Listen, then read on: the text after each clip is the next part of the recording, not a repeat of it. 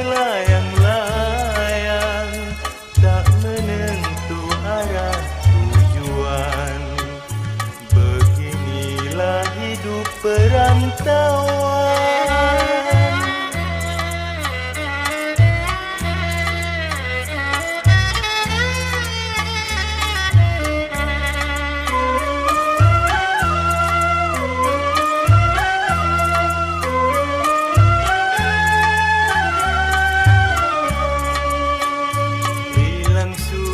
Datanglah duka, itulah kisah hidup di dunia.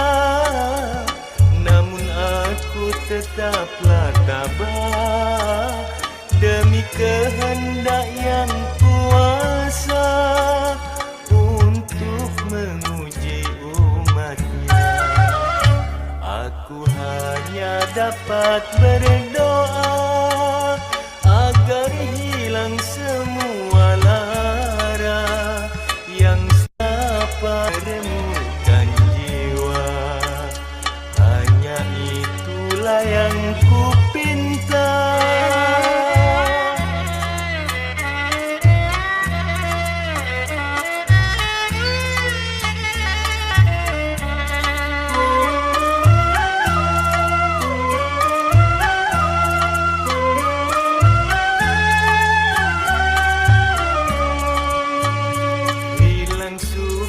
Datanglah duka, itulah kisah hidup di dunia. Namun aku tetaplah tabah demi kehendak yang kuasa untuk menguji umatnya. Aku seorang pengembara yang selalu dilanda nestapa.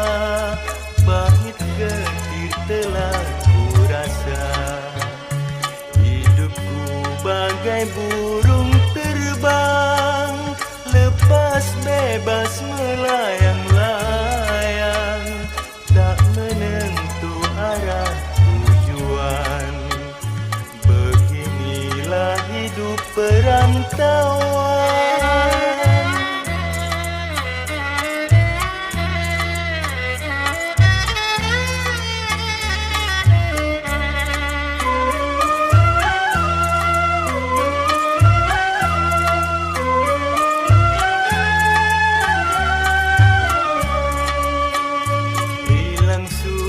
Datanglah duka, itulah kisah hidup di dunia.